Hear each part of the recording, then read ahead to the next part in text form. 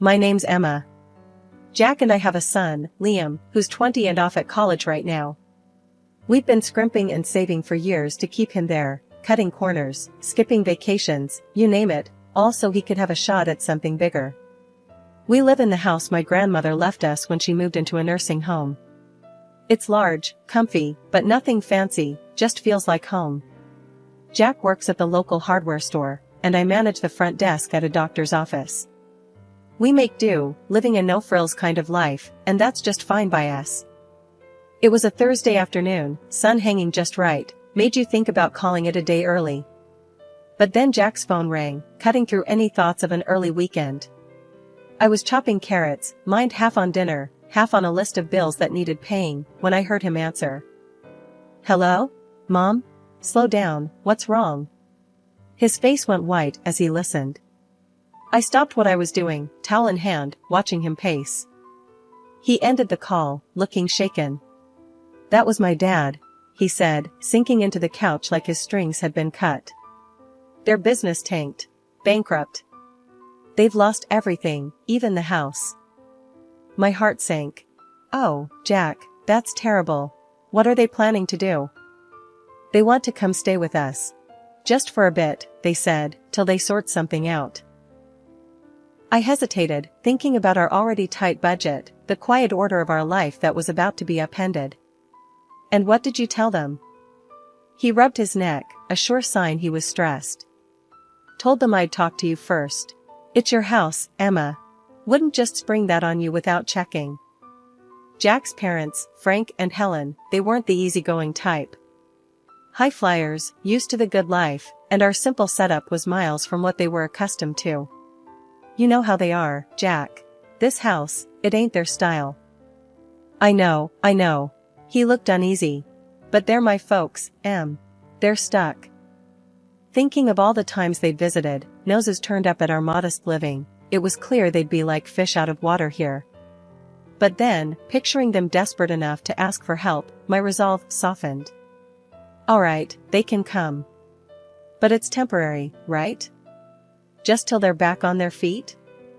He picked up his phone, dialed, and after a short, muffled exchange, Mom, Emma, and I talked it over. You can crash here for a bit. But just till you find a place, got it? We're not running a hotel. I couldn't hear what was said on the other end, but Jack's tight-lipped, yes, Mom, we're clear, gave me the gist. He hung up and exhaled long and hard. They're thankful, Em. They'll be here next week. Last week, Jack told his folks they could stay with us for a bit. And today, they were moving in. I watched from the porch as two huge trucks rolled up our driveway, and I swear, my heart sank. Jack was out there directing traffic like some parking lot attendant, trying to keep a smile plastered on his face.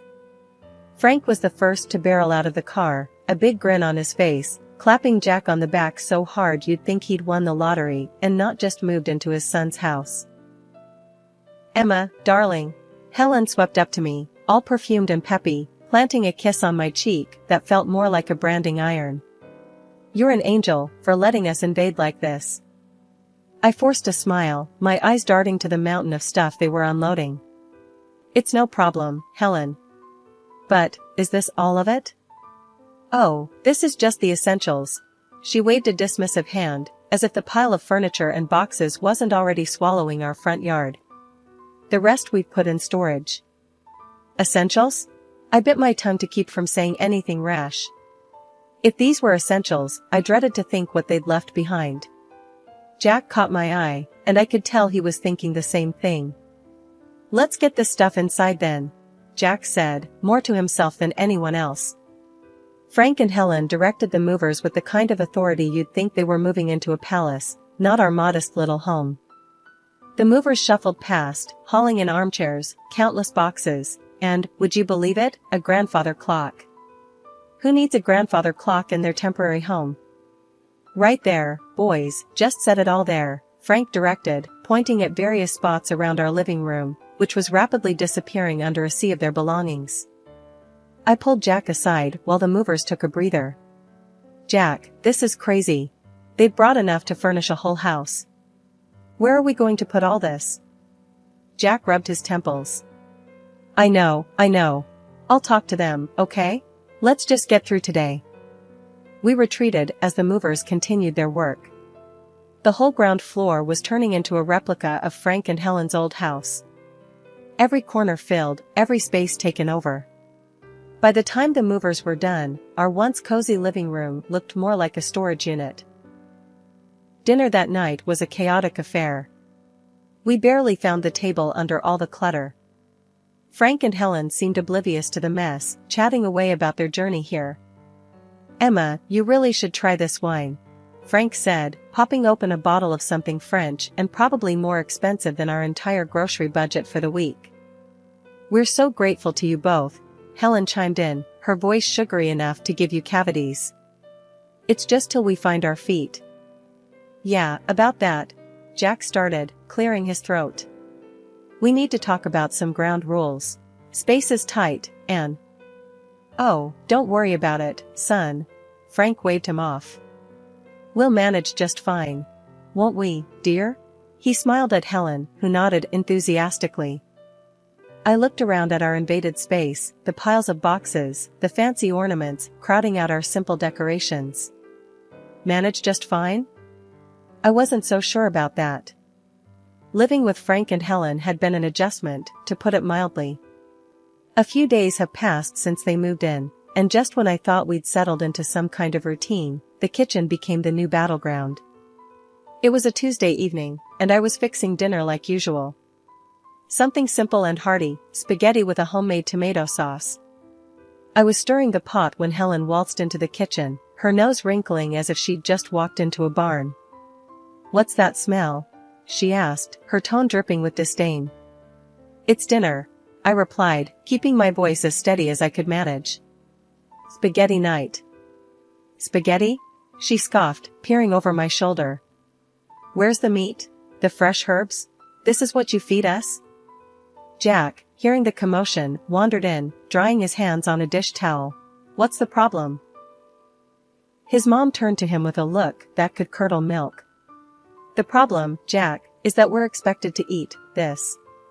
She gestured at the bubbling pot as if it were a cauldron of poison. I took a deep breath, trying not to let her get to me. It's what we usually eat. We can't afford steaks and fancy meals every night. Jack stepped between us, his face set in hard lines. Mom, this is Emma's house, and this is what we eat. If you want something else, you're welcome to cook for yourselves. Oh, we will, Helen retorted, her eyes narrowing. And we expect you to provide the groceries we require. We're not used to living like this. I'd had enough. Look, I'm sorry you're used to different, but this is what we can manage. Our budget doesn't stretch to luxuries. Frank, who'd been silent up till then, chimed in, his voice booming. Then perhaps you need to reevaluate your budget, young lady. We're not animals to feed on scraps. Jack's jaw clenched. Dad, that's enough. We're doing the best we can. The room was thick with tension, everyone's shoulders up around their ears. Finally, Helen huffed. Fine. Tomorrow, we'll give you a list of what we eat. You can make sure it's here. The next day, true to her word, Helen handed me a list. Marbled beef, fresh seafood, organic this, imported that. I looked at the list, my heart sinking. That evening, we sat down with Frank and Helen, the list between us on the kitchen table. We expect proper meals, steaks from marbled beef or the finest fish, Frank declared, as if it was the most normal request in the world. Jack and I exchanged shocked looks. We can't swing that, he said, his voice firm but weary. That's just not in our budget. Their response was swift and harsh. Lazy, both of you, Helen snapped. Can't even provide a decent meal.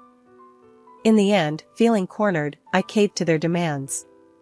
I started buying only the highest quality products for them, while Jack and I got by on fast food, just to save costs. A month later, I sat down to crunch the numbers, and my heart nearly stopped. Our food expenses had doubled. And to top it off, Helen's daily luxurious baths had sent our water bill through the roof. Dinner had become a battlefield, but tonight was different. Frank and Helen were digging into some lavish dishes they'd insisted on buying, marbled steaks and imported fish.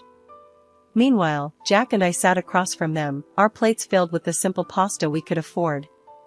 The disparity wasn't just on our plates, it was drawing a deeper line between us every day. As they savored another bite of their expensive meals, I couldn't hold back any longer. "This has got to stop," I said, the words heavy in the air. Helen looked up, her fork halfway to her mouth. "What are you talking about now? We can't keep living like this.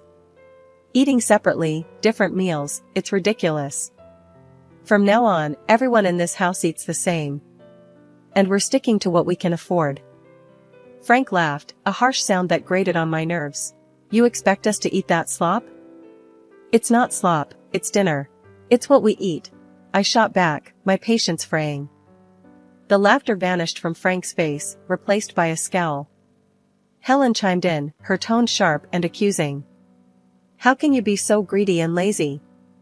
Cooking decent food isn't that hard." They both turned to Jack, their expressions full of expectation. "You're going to let her talk to us like this? In your own house?" That was the last straw. Jack's hand slammed down on the table, making the plates jump. "First off, this is Emma's house. And you will treat her with respect." The impact of his words hit hard. Helen's eyes filled with tears, her voice quivering. "I never expected you to raise your voice at me, your own mother." Frank's anger boiled over as he stood, pointing an accusing finger at Jack. "Look at you, henpecked and dancing to her tune. Is this what you've become?" I stood my ground, though my heart was pounding. "Enough. This conversation is over. From today, no more expensive steaks or fish. We eat the same, all of us." Their looks could have frozen the room. For a moment, no one moved, then, without a word, Frank and Helen pushed back from the table and left. Jack and I sat back down, the silence hanging heavy between us. He reached for my hand, squeezing it tight. "I'm sorry it had to come to this." "I am too," I replied, feeling the weight of the evening settle around us. "But it's the right thing. We can't live like this." After the big blow-up at dinner, things cooled down, but only on the surface. Frank and Helen were quieter, sure, but there was a slyness to their silence that put me on edge. I had a feeling they weren't going to take the new house rules lying down, and I was right. It started subtly. A few days later, I was cleaning up after a lunch of sandwiches when the doorbell rang. I wiped my hands on a towel and headed to the front door, expecting maybe a package or a neighbor. But when I opened it, there stood a delivery guy holding a large, aromatic bag from some high-end restaurant in town. "Delivery for Emma," he said, glancing at his clipboard. I was puzzled. There must be some mistake. I didn't order this. Just then, Helen appeared behind me, her smile a bit too wide. "Oh, I took the liberty of ordering for us. I thought we deserved a nice meal after all the recent discomfort." I frowned, taking the bag hesitantly. "Helen, we talked about this. We're cutting back on expenses." She shrugged, her eyes avoiding mine. "I thought it was on your tab, dear. My mistake." Jack walked in from the kitchen, overhearing us. "What's going on?" "Your mother decided we deserved an expensive lunch," I said, the weight of the bag in my hands suddenly feeling heavier. Jack's expression hardened. "Mom, we agreed, no more of this." Frank stepped into the hallway, his voice booming. "What's a little lunch going to hurt? You can't expect us to live like monks forever." I set the bag down on the entryway table, feeling the frustration bubble up. "It's not just lunch. It's every meal, every extra expense we can't afford. We told you, we're sticking to a budget." Helen's face turned cold. "Well, if you're going to make such a fuss over a simple meal, I suppose we won't bother next time." Jack pinched the bridge of his nose. "It's not just about the meal, it's about respecting the rules of the house. You can't keep going behind our backs." The conversation went in circles for a few more minutes until Frank and Helen retreated to their room, leaving the uneaten, expensive lunch on the table. Jack and I looked at each other, the unspoken agreement hanging between us that this couldn't go on.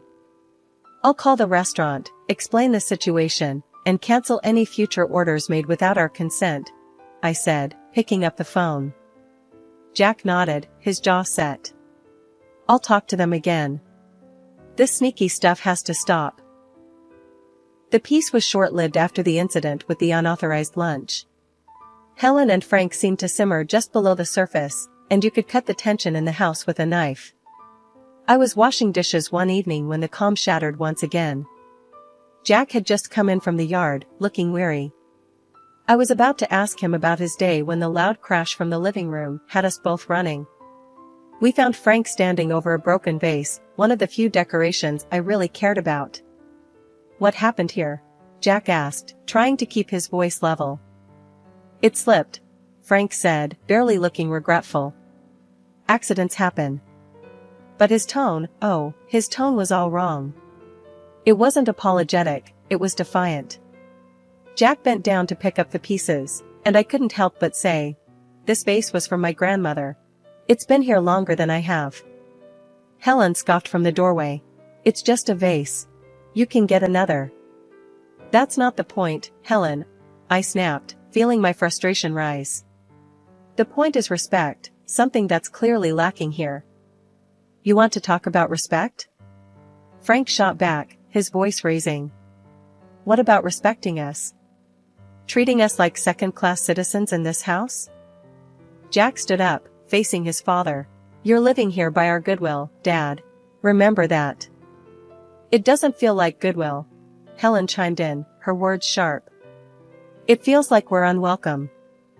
Every day felt like walking on a tightrope with Frank and Helen in our house, but one evening pushed me past my breaking point.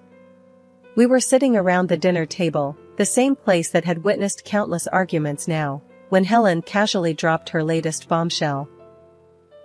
"Jack, darling, I found this lovely coat today, and I think we should buy it using the college fund you've set up for Liam," she said, as if suggesting we switch brands of coffee.